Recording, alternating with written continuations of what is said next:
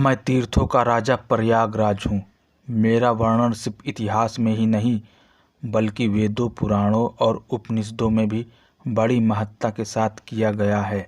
मैं सिर्फ नगर ही नहीं बल्कि पूरे भारत के आस्थावान लोगों के आस्था का केंद्र भी हूँ। मेरी गोद में गंगा, यमुना और अदृश्य सरस्वती खेला करती हैं। इस पावन धरती पर ऋषियों के ऋषि महर्षि भारद्वाज की तपोस्थली और आश्रम स्थित है। यहीं पर भगवान श्री रामचंद्र, सीता और लक्ष्मण जी ने वन जाते हुए पहला प्रवास किया। मैं राम के चरणों की धूल भी हूँ। हाँ, मैं प्रयागराज हूँ। मेरे नाम में छिपा है मेरा अस्तित्व। मेरे नाम की व्याख्या लोग कुछ इस तरह से करते हैं। प्रा यानी बहुत बड़ा और याग यानी यज्ञ। प्रकृष्टो यज्ञो अभूगत्र तदेव प्रयाग। इस प्रकार से मेरा नाम प्रयागराज पड़ा। मेरा नाम का दूसरा मतलब भी है वह स्थान जहाँ बहुत से यज्ञ हुए हों। पृथ्वी को बचाने के लिए भगवान ब्रह्मा ने यहीं पर एक बहुत बड़ा यज्ञ अनुष्ठान किया था। इस यज्ञ में ब्रह्मा स्वयं पुरोहित, भगवान विष्णु यजमान और भगवान शिव उस यज्ञ के देवता बनकर पधारे थे। यज्ञ के अंत में तीनों देवताओं ने अपनी शक्ति पुंज के द्वारा पृथ्वी के पाप बोझ को हल्का करने के लिए एक वृक्ष उत्पन्न किया। यह एक बरगद का वृक्ष था जिसे आज अक्षयवट के नाम से जाना जाता है। यह वृक्ष किले में आज भी विद्यमान है। रघुकुल के राजा भागीरथ अपने पूर्वजों को तारने के लिए माँ गंगा को पृथ्वी पर लाए। मेरी गोद में ही माँ गंगा, यमुना और अदृश्य सरस्वती की त्रिवेणी का भी वास है। समुद्र मंथन के बाद अमृत कलश की कुछ बूंदें यहाँ पर गिरने से संगम की धरती भी पावन हो उठी और 3000 सालों से कुंभ और महाकुंभ का भी आयोजन होता चला आ रहा है। भगवान श्री राम 14 वर्ष का वनवास पूरा करने और लंकापति रावण का अंत कर अयोध्या लौटने के दौरान भी प्रयागराज ही आए थे। उन्होंने यहाँ पर ब्रह्म हत्या के पाप से मुक्ति के लिए कोटि शिवलिंग बनाकर भगवान शिव की आराधना की थी। 1853 में अकबर ने बदल दी थी मेरी पहचान। धर्म और अध्यात्म के नगर प्रयागराज की पहचान 1853 में बदल गई।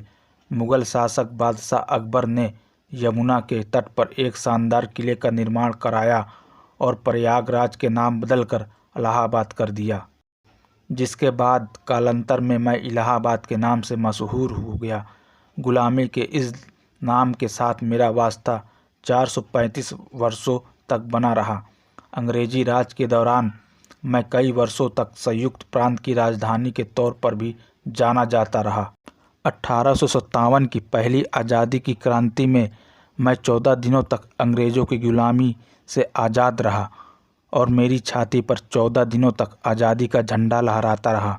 कठिन संघर्षों के बाद जब मैं देश आज़ाद हुआ और उत्तर प्रदेश का राज्य का गठन हुआ। आज़ादी की लड़ाई का भी साक्षी हूँ। मैं प्रदेश के 4 बड़े महानगरों में से एक था, लेकिन संगम, द्वादश माधव, नागवासुकी, आलोप शंकरी शक्ति पीठ के कारण पूरे भारत में मैं तीर्थ के रूप में प्राचीन काल की भांति स्थापित रहा है। हालांकि देश की आज़ादी के दौरान कई बड़े बदलाव भी हुए।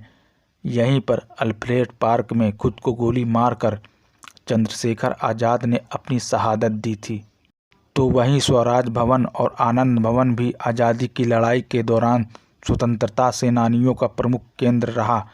आज़ादी के पहले की इमारतों में public library, Allahabad high court, Allahabad university, Khusro Bagh आज भी मेरी शान को बढ़ा रहा है। सेहत से ज़्यादा स्वाद को वरीयता।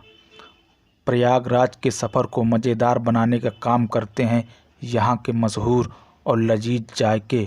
सुबह होते ही दुकानों पर कचौड़ी सब्जी बनने का सिलसिला शाम को इमरती और चाट पर भी ख़त्म होता है। नमकीन से लेकर मीठे तक स्नैक्स की ढेरों वैरायटी यहाँ मौजूद है, जो पूरी तरह से आप पर निर्भर करता है कि खाना क्या है।